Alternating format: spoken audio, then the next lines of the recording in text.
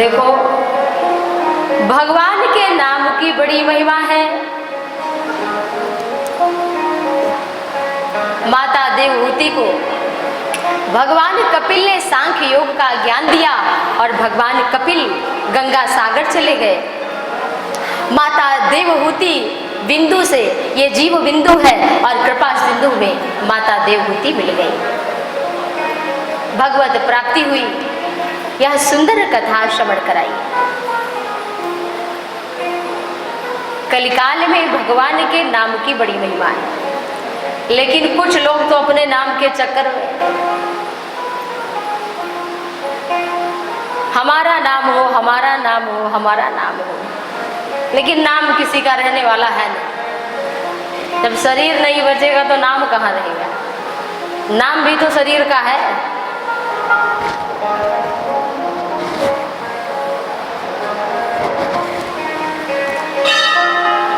एक बहू आई, शहर की बहू का, बेटी का विवाह गांव में हो गया, तो पति का नाम घर का जो था ठनठन पाल था। पति का नाम था ठनठन पाल। अब उस बहू को बड़ी चिढ़ थी, शहर की लड़की थी वो बहू, गांव में बनकर। तो उसने कहा ये कौन सा नाम है? पति से एक दिन बोली कि ये नाम अपना बदल दो, हमें नहीं अच्छा लगता है। तो पति ने कहा कि क्यों, नाम में क्या रखा है? अरे जो नाम माता पिता ने रख दिया बचपन में, अब हम कैसे बदले? बचपन का नाम लोग वही बदलता कहाँ है, लोग वही बुलाते हैं, हमारे बदलने से तो बदल नहीं जाएगा। लेकिन पत्नी बोली नहीं, जो तुम्हें कोई कहे तो तुम रोको टोको कि हाँ मैं ठनठन पाल ना कहूँ। उसने बहुत समझाया, नहीं मानी बहू। एक दिन बोली हम तो घर छोड़कर जाने वाले हैं, हम तो ये नाम बर्दाश्त नहीं है, हमें अच्छा नहीं फील होता कोई ठनठन पाल तुम्हें बोलता है। तो बोला कि तुम्हें जाना है तो जाओ भाई, हमारा नाम हम ही, हमसे बदलने से तो हम बदल दें, समाज ही नहीं बदल रहा तो हम क्या करें। नाराज हो गई बहू, लड़ाई हो गई उसी नाम के चक्कर में पति पत्नी में। पत्नी निकल पड़ी घर से और जाने लगी, तो रास्ते में देखा कि एक छोटी बालिका थी, वो लकड़ी बीन रही थी, बड़ी सुंदर थी। तो बहू ने पूछा कि बिटिया तुम्हारा नाम क्या है बेटा? तो उसने कहा हमारा नाम लक्ष्मी है। लक्ष्मी होकर लकड़ी बीन रही हो तुम? तो बोली ये तो हमारा नाम है, हम लक्ष्मी थोड़ी हैं। घर में लिखा रहता है क्या, शांति देवी भवन, लेकिन अंदर इतनी अशांति भगवान नहीं जाने, तो नाम रखने से क्या। आगे बढ़ी तो एक व्यक्ति बैलगाड़ी में भूसा ढोता हुआ लेकर चला जा रहा था, बैलगाड़ी में भरकर, गांव का आदमी। तो उसने पूछा बहू ने कि दादा क्या नाम है, कहाँ जा रहे हो? अरे बिटिया भूसा लेके जा रहे हैं, हमारा नाम धनपाल है। अब आप भूसा ढो रहे हो, नाम धनपाल?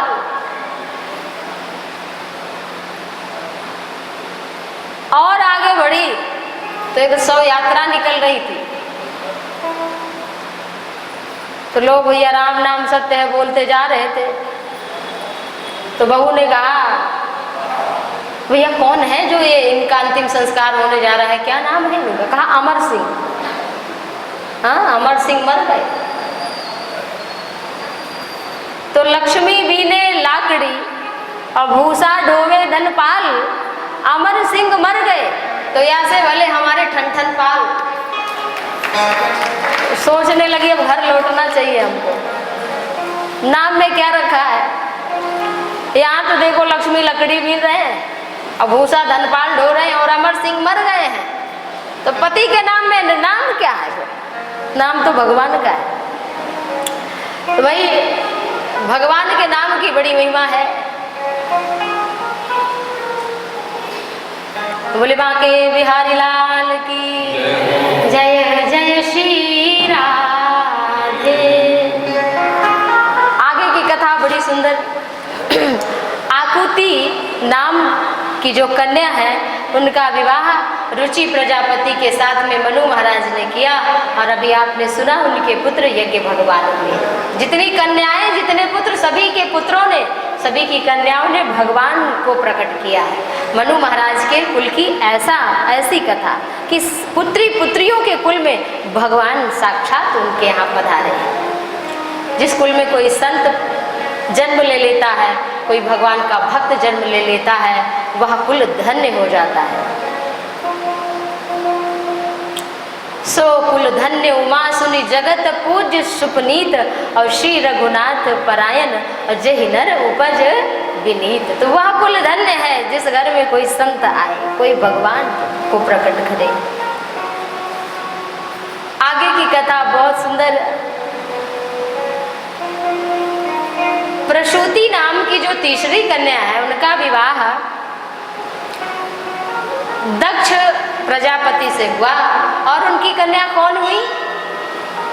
दक्ष प्रजापति की कन्या माता सती, साक्षात जगदम्बा उनकी कन्या बनकर आई। तो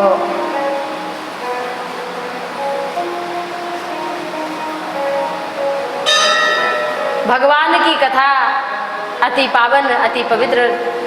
तो ये सुभाष सक्सेना जी को हमने समाचार दिया था कथा हो रही है, तो आप आए कथा में। बहुत बहुत भगवान की कृपा सभी पर बरसे, सभी भक्त आप सभी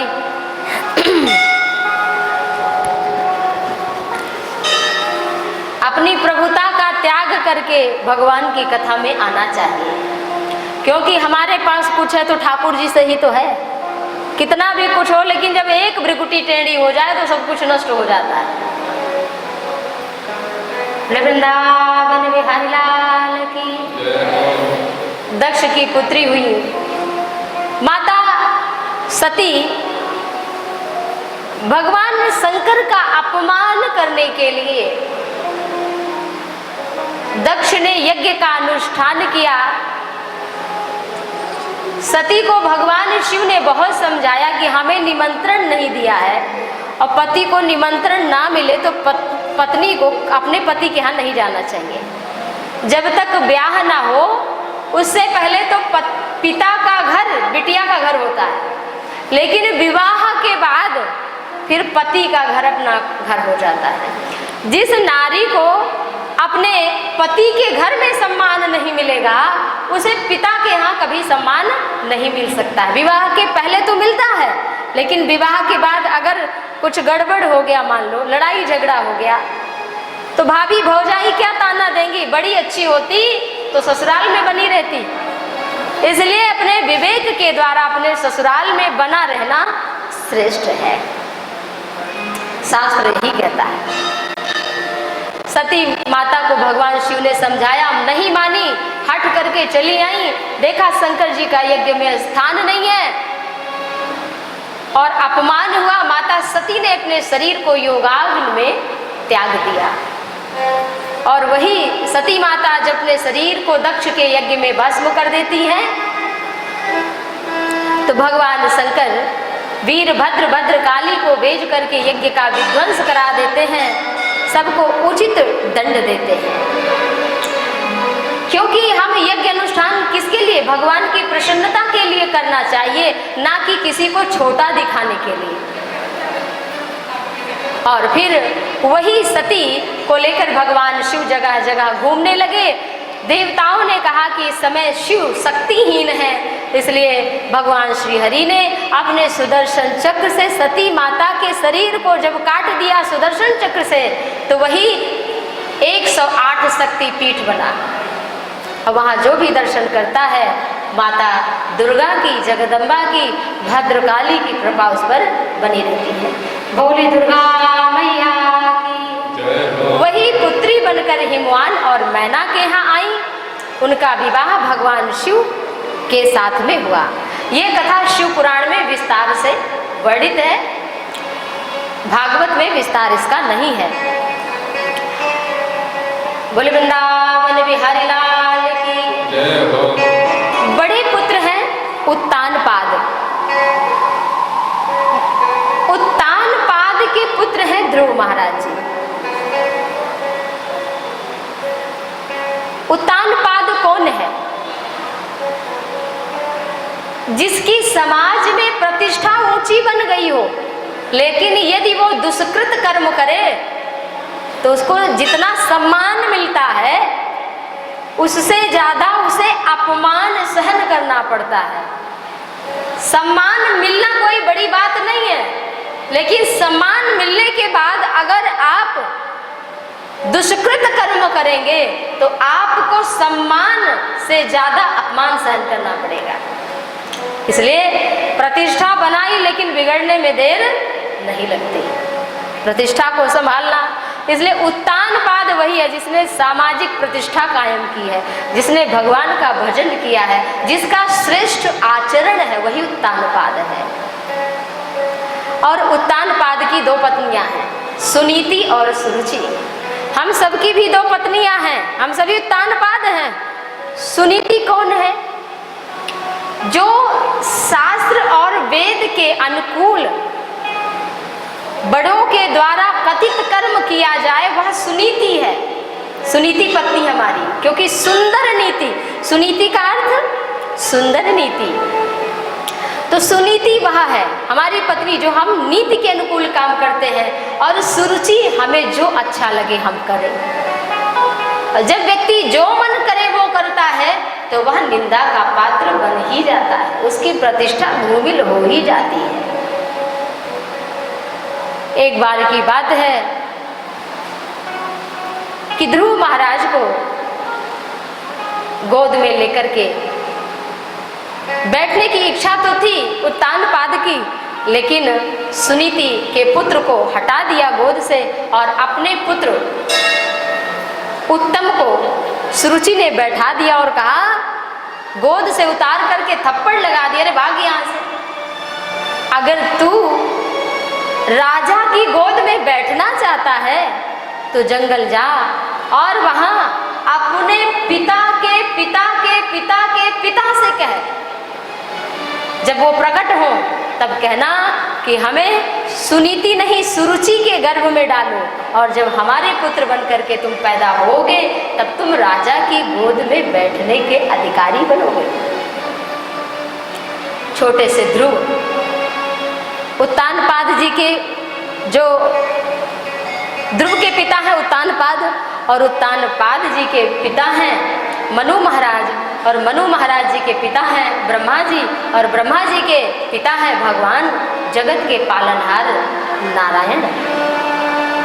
तो कहा जा तू नारायण की गोद में, नारायण से ये प्रार्थना कर कि हमारे गर्भ में तुझे डाले, तब तू राजा की गोद में बैठने का अधिकारी होगा।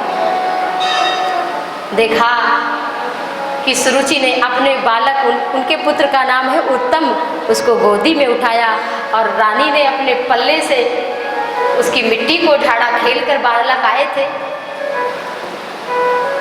चुंबन लिया, राजा की गोदी में बैठा दिया। नीचे खड़ा हुआ ध्रुव रो रहा है, आंसू बह रहे हैं ध्रुव के नेत्रों से कि हमारी माता को कोई सम्मान नहीं मिलता, हमारी माता भी तो इनकी पत्नी है। अपनी माता के पास गया ध्रुव और माँ से बोला कि हे माँ, हमको पिताश्री ने अपनी गोद में नहीं बैठाया और माता ने मुझे थप्पड़ भी लगाया, डांट भी लगाई, लेकिन एक माँ ने क्या संस्कार दिया, ये नहीं कहा बेटा वहाँ जाना नहीं, कहा कि हे बेटा, हे पुत्र, हम अभागी हैं, हमारा दान हमारे पिता ने तुम्हारे पिता को कर दिया, कन्या दान किया था, अब हम कहाँ जाएं? हे पुत्र, हमारे भाग्य का दोष है। और सुरुचि सच कह रही है, सत्यम सुरुच्या भीता भवान में, तुमने हमारे गर्भ से जो जन्म लिया है यह दुर्भाग्य है। पुत्र, सुरुचि सच कह रही है कि तुम जाकर परम पिता की तपस्या करो। वो उसने अहित की बात नहीं करी बेटा। देखो, मिट्टी जब कच्ची हो तो आप उसको चाहे कुल्हड़ बनाओ, चाहे मटका बनाओ, चाहे गिलास बनाओ, चाहे और कुछ बना लो, लेकिन कब तक बना पाओगे? जब तक वह कच्ची मिट्टी है। लेकिन वही अगर पक जाएगी मिट्टी तो उसे टूटना पड़ेगा, वो बन कुछ नहीं पाएगा। इसलिए बालक को, छोटे बच्चों को कभी उनके मन में दुर्व्यसन का, कभी ईर्ष्या का भाव नहीं उत्पन्न करना चाहिए। उनको उत्तम से उत्तम शिक्षा देना चाहिए, क्योंकि बीज जैसा बोया जाएगा वृक्ष वैसा बनेगा, वही फल देगा। इसलिए सभी माता बहनों को इस कथा से ये शिक्षा लेनी चाहिए कि अपने बालक को कभी कुमार्ग पर न चलाएं, क्योंकि उनके जीवन भर उनका संकल्प पूरा हो। इसलिए ध्रुव महाराज जी को कहाँ भेजा?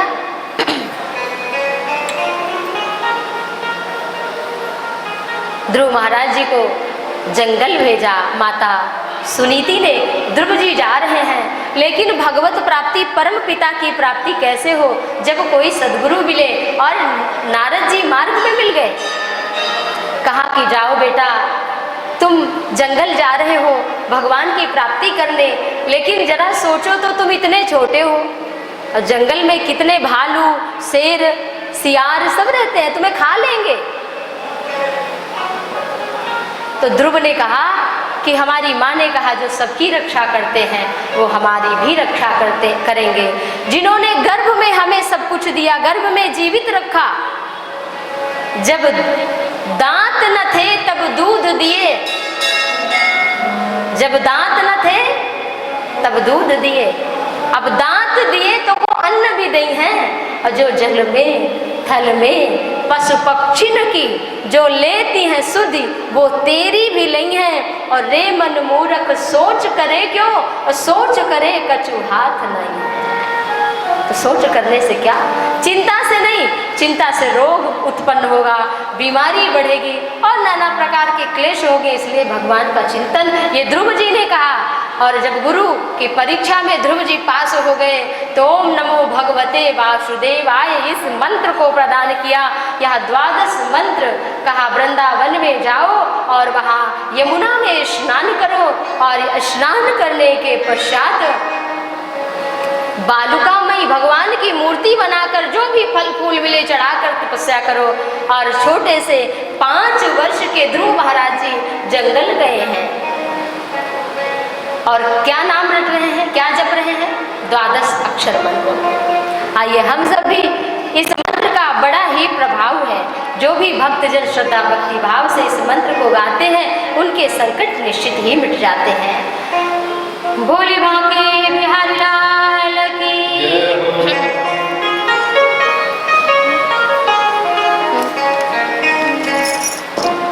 ओम नमो भगवती वासुदेवाय, ओम नमो भगवते वासुदेवाय, ओम नमो भगवते वासुदेवाय, ओम नमो भगवते वासुदेवाय।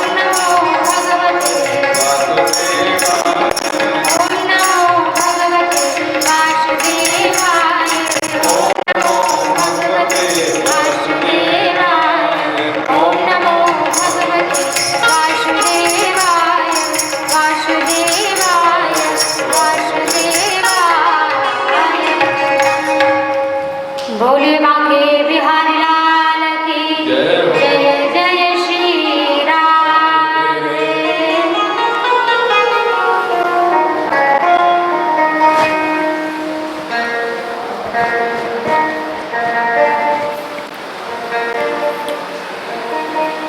ध्रुव जी 5 वर्ष के हैं और मात्र 6 मास में जब ध्रुव जी ने अपने एक पैर पर खड़े होकर अपने श्वास को रोक लिया तो सारे देवताओं की श्वास रुक गई। जैसे गजराज के चढ़ने से नौका झुक जाती है, इसी प्रकार ध्रुव जी की तपस्या से धरती डगमग होने लगी, उसका बैलेंस, उसका स्वरूप बिगड़ने लगा। सारे देवता व्याकुल होकर के भगवान श्री हरि के पास गए और भगवान श्री हरि से बोले कि इस समय हम सभी की सांस रुक गई है। भगवान ने कहा हमारे छोटे से भक्त ने तपस्या की है।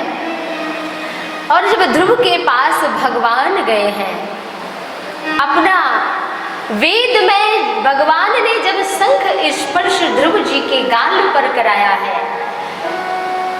ध्रुव जी ने जब भगवान का दर्शन किया तो सोचने लगे मैं तो कभी विद्यालय नहीं गया, 5 वर्ष के ध्रुव जी।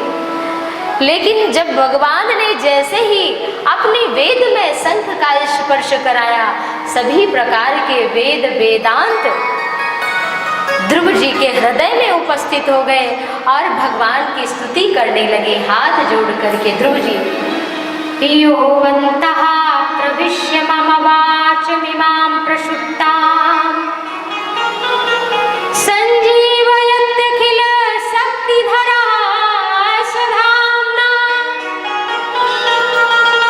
संजीवयत्यखिल शक्तिधरा स्वधाम्ना अन्नासहस्रचरण श्रवणत्वगादीन् प्राणान् नमो भगवते पुरुषाय तुभ्यम्।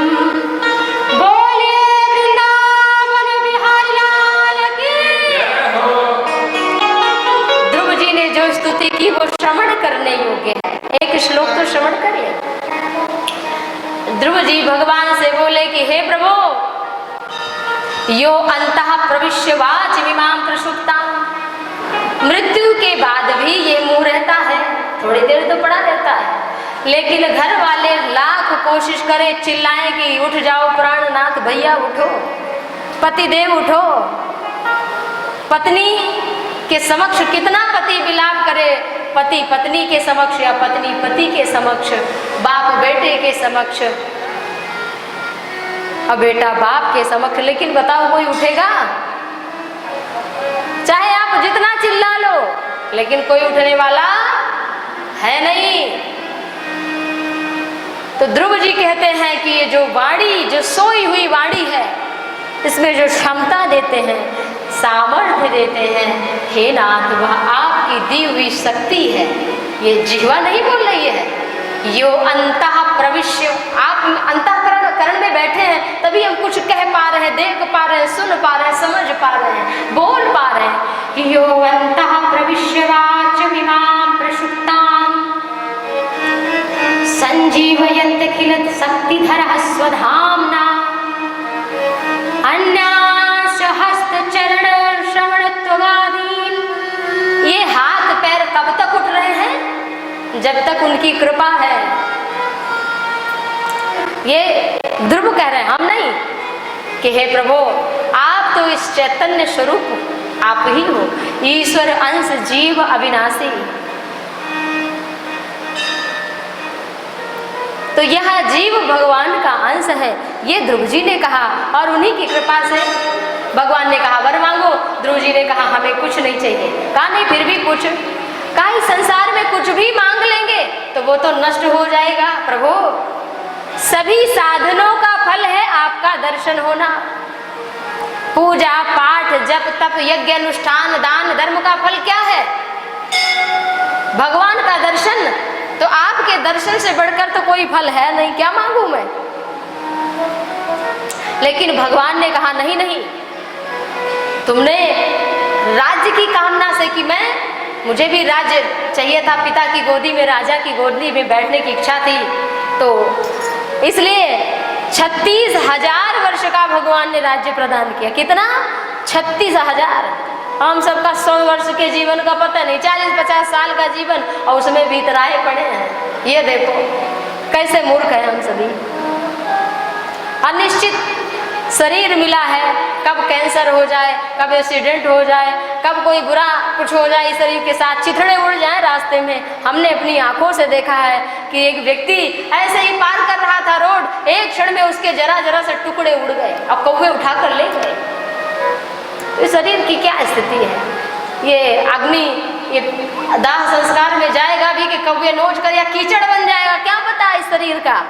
तो उसको लेकर के अभिमान में हम, ध्रुव जी कहते हैं, अहोवत मम मंद भाग्यस्य पश्यत, मैं इस संसार की वस्तु पाकर मैं सबसे बड़ा अभागी हूँ। जिसके पास जितना है उसको उतनी ही ज्यादा उसका संभाल करना पड़ता है और उसी में उसका जीवन निकल जाता है। तो हे प्रभु, हमें नहीं चाहिए, लेकिन भगवान ने 36,000 वर्ष का राज दिया और कहा फिर हमें तुम प्राप्त होगे। ध्रुव जी देखो, जब व्यक्ति भगवान से जुड़ जाता है तो उसका सम्मान हर जगह होने लगता है। अब जब ध्रुव जी घर गए हैं तो सुरुचि मैया भी आई हैं आरती सजाकर, और नारद जी के साथ में पिता उत्तानपाद भी आए हैं, उत्तम भी आए हैं। सभी ने सभी प्रकार से आरती उतारी, ढोल बजे, नगाड़े बजे, मंगल गीत हुए, आकाश से पुष्पों की वृष्टि हुई। देवताओं ने की कि धन्य है ध्रुव, 5 वर्ष की अवस्था में जिन्होंने भगवान को प्रकट कर दिया। तो भगवान को प्रकट करने के लिए कोई आयु नहीं निश्चित कि आप कहें कि जब हम 60 वर्ष के हो जाएंगे, रिटायरमेंट हो जाएगा, हमारा रिटायर हो जाएंगे, सरकार भी कह दी जाओ तुम किसी काम के नहीं हो, तब आप भजन करोगे, तब शरीर बचेगा कि नहीं बचेगा। तो इसलिए भगवान के भजन करने का कोई समय नहीं है। अच्छा, ध्रुव जी को 5 वर्ष में क्यों दर्शन हुआ? भगवान से एक बार ध्रुव ने कहा कि हे प्रभु, हमने सुना है ऋषि मुनियों को तो आप हजारों हजार साल नहीं मिलते, और आप हमको 5 वर्ष में 6 महीने में मिल गए। तो ध्रुव को तो अपना और आगे का जन्म पता नहीं था, पीछे का। तो भगवान ने दिव्य चक्षु दिए थे, और जब ध्रुव ने देखा दिव्य चक्षु से कि उनके अनंत जन्म भगवान ने दिखाए ध्रुव को, और ध्रुव ने क्या देखा कि कभी वो पर्वत पे तपस्या कर रहे हैं, कभी पहाड़ पर तपस्या कर रहे हैं, कभी ब्राह्मणों को दान कर रहे हैं, कहीं गौ दान कर रहे हैं, कहीं स्वर्ण दान कर रहे हैं, कहीं वस्त्र दान कर रहे हैं, कभी श्वास रोक करके तपस्या में रत हैं। ये सब कुछ भगवान ने दिखाया ध्रुव को। तो कहा, देखा तुम्हारी केवल दर्शन की जो शेष समय बचा था तुम्हारा, वो 6 महीने का था। अब वो 6 महीने 5 वर्ष में तुमने पूरा कर लिया, इसलिए हमारा तुम्हें दर्शन हुआ। बोले भागवत भगवान की